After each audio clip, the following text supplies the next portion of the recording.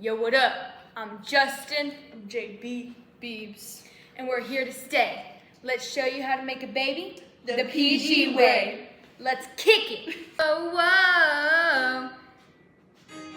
Oh, whoa. Oh, whoa. You love embryology. Yo. I know you care. Uh-huh. There's 3 periods. Yo. But don't be scared. Uh-huh. We'll make it easy. Yo. But it's really not easy at all. Uh-huh. And if you have any questions, just give us a call. Uh-huh. Are we an embryo? Yo. Girl, quit playing. Uh-huh. We're just sperm. Yo. What are you saying? Uh-huh. Said there's an ovum that needs fertilization. Uh-huh. We're in the first stage and it's called pre-implantation. And I was like, chromosomes, like meiosis, like zygote. Then you just cleave and divide. Zygote. Oh, like blastocyst, like blastula. Now embryonic period has begun. Are your kids growing a little slow? Do they have a waddle? Then they may have the X-linked hypophosphatemia genetic disorder, which can then make them susceptible to dental issues later in life. Now, you may be wondering what the X-linked hypophosphatemia genetic disorder is. Let me tell you. It is a genetic disorder that affects the regulation of phosphate and vitamin D, which can cause short stature, wobbling, and bone pain. While the dental issues are not the main reason of this genetic disorder, they can soon lead to that. So if you have this disorder, it can then cause dental issues later on. This genetic disorder is caused by the mutations in the PHEX gene on the X chromosome. So it can happen in men and female, but it is more common in men. This gene leads to high levels of fibroblast growth, which then regulates the phosphate levels. So the XHL, which is the X-linked hypophosphatemia genetic disorder, that causes mineralization effects and causes harm to our teeth, such as spontaneous dental abscesses, enamel and dentin defects, oral pain, and delayed eruption. Because this disorder is having to do with chromosomes, it is a genetic defect that occurred during the pre-implantation period. So I highly advise, if you are starting to see your kids have slow growth, wobbling when they're walking, to get it checked out, because if they do have this disorder, it could also lead to dental disorders later on in life.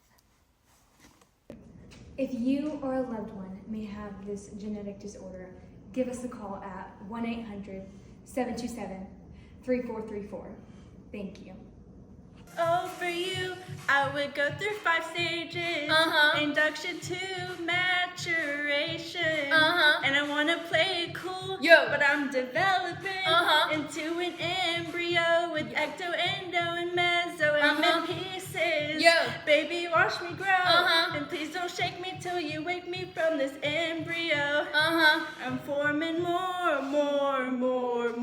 And I just can't believe you can see me by the 8th week. I'm like tissues, oh, like organs, oh, like neural too, which develop into the brain and spinal cord, sensitive to teratogen, like organogenesis, like body structure and function. Hey, are you still watching? Well, if you're not, then listen up. During the embryonic period, there's a lot of different things that can go wrong. You see, while a baby is forming from weeks 2 to 8, so are these things called pharyngeal arches, which are basically what form the upper regions of the body, such as the head, the mouth, the neck, etc. Think of a turkey neck, but much more organized. Anyways, if these arches aren't formed right, many different conditions can arise. One particular condition that stems from the embryonic period is the Hallermann-Streiff syndrome, also known as HSS, which I want to focus on because it's not very common, but it causes a plethora of dental anomalies such as absence of teeth, natal and neonatal teeth, enamel hypoplasia, supernumerary teeth, delayed eruption, and shortened roots. These abnormalities can lead to an early loss of teeth, severe dental caries, and open bites, and underdeveloped roots and crowns. Now, while we can't necessarily stop HSS from affecting a baby's development, we can educate ourselves and our patients for what abnormalities to look for, how to customize a dental regimen for their needs, and what types of treatment the baby might need in the future. Just think, you could be the saving grace of a scared or concerned parent. Okay, now back to the video. Now it's time for the last stage. Marula! When I was 9 weeks, I became a fetus. There was nobody that compared to my baby, and nobody came between us, and could ever come above. Not even tetracycline or medication. Cut out the caffeine, don't need no Starbucks. Woo! She made my heart pound. It's give a beat when I get to 8 or 10 weeks. Ossification is where cartilage turns into strong bone, and now it's got me dazing. My heart is circulating, complete lung maturation, but I just keep on saying embryo, oh, like mature, oh, like heartbeat, oh, I thought you'd always be mesenchyme. I'm spinal cord, like movement, like baby, oh, I thought you'd always be the cycle of time. Now I'm born.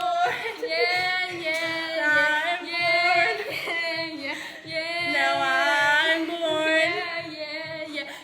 Now I'm born. I'm born. Hi. Do you suffer from hemifacial macrosomia or have no idea what that is?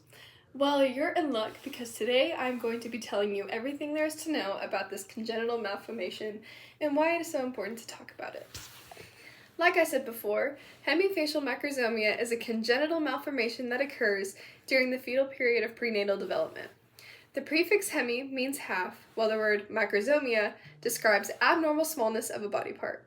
When you put this all together, hemifacial macrosomia refers to the abnormal smallness of one half of the face. While this condition isn't detrimental, it can still cause many problems with the mouth and jaw. These problems include malocclusion, which is the imperfect positioning of the teeth when the jaws are closed, significant crowding of the teeth, inclination of the anterior or front teeth towards the affected side, and a unilateral crossbite or a crossbite that occurs on one side of the mouth. This malformation is important to note because it is the second most common to occur in newborns, the first being a cleft lip or palate. Thank you so much for watching.